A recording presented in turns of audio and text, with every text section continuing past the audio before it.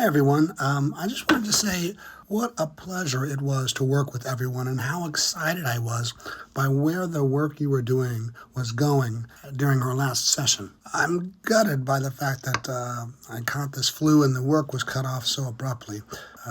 That being said, I just thought I'd give you a little taste of what comes next. Who knows, maybe you had people that you're working with in class that you had a good complicity with and you'd like to continue exploring this method. You were beginning to find this cocktail of what it's like to have this excitation of the bouffon and playing at things versus just being the characters, and the wildness of that, and the flowing from the images, from image to image.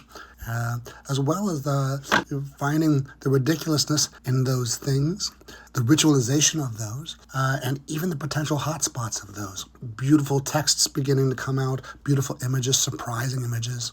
And as we discovered in our last session, then one of the next walls that we were coming up against is this idea of the roles and finding out more about those.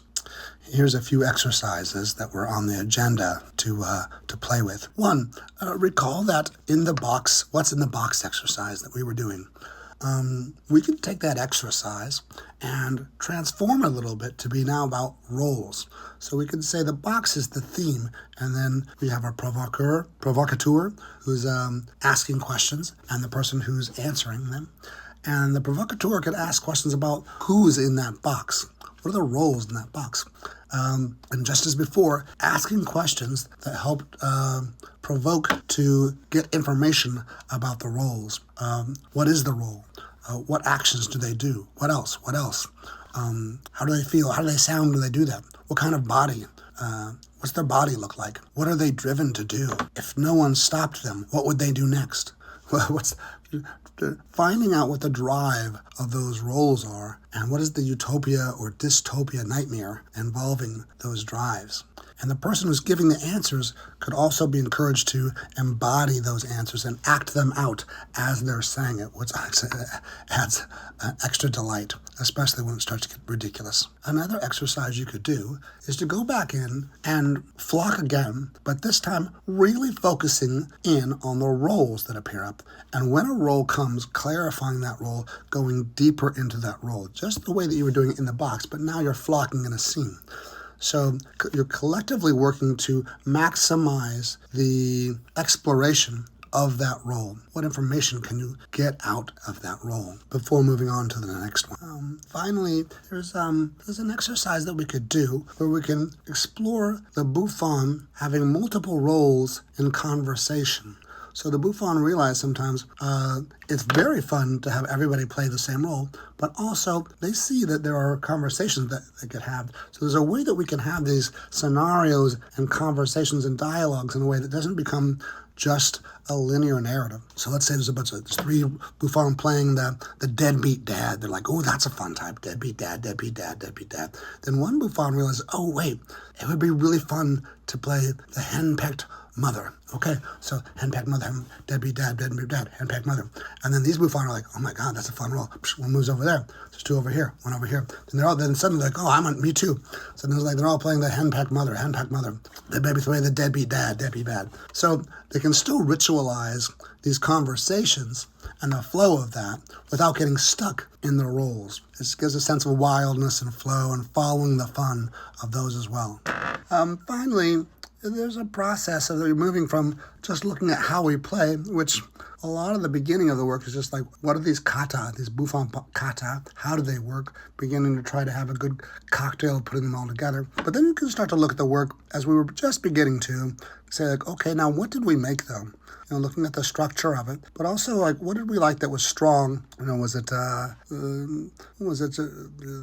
Sometimes it's just the player's excitement. Sometimes it's an image, a really strong image comes up, or some role or character. Deciding what things do we want more of. There's something in there that maybe got cut off a little bit earlier or had potential. It's like, oh, let's go deeper into that thing. Something's there, more text. We want more text about that, or there's more roles that belong there.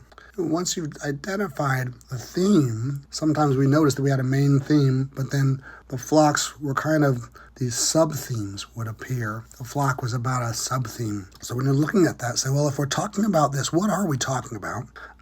What's missing? We got certain information out of it, but there's probably going to be some information missing that you'll want to go back in and reflock, or maybe even just write in sometimes too. We were talking about oppositions of roles. If there's this role, then there must be its opposite. Or maybe there are complementary roles or variations on those roles. So it's about roles or some important objects that are very important to that. Maybe there's some information that is very important that's not in there yet. Sometimes you take a look and say, oh, this seems to be what we're talking about. You have to go away, do some research to find out more information about it. And then you realize, okay, let's put this, we need to make this very clear, this statement, or certain texts that go in there. You might find that certain roles are particularly interesting to be amplified. So you could do exercises where you move from doing the role in a very realistic way. And if you're amplifying it towards the grotesque, it was more and more grotesque. What do you reveal about that role that was there in the realistic way, but we couldn't see as clearly? And always, just as we were doing in the last class, taking a note of moments that say they didn't exactly go this place, but they have the seeds of potential. You can always go back through and reflock that, or write it. Sometimes the writing happens on its feet. Sometimes it happens at the table. You think, what lines go in here? This is what we said, but this is what it should be. Somebody said this line. What's the role that would say that line? How could one entrap the audience with empathy for the role they find problematic?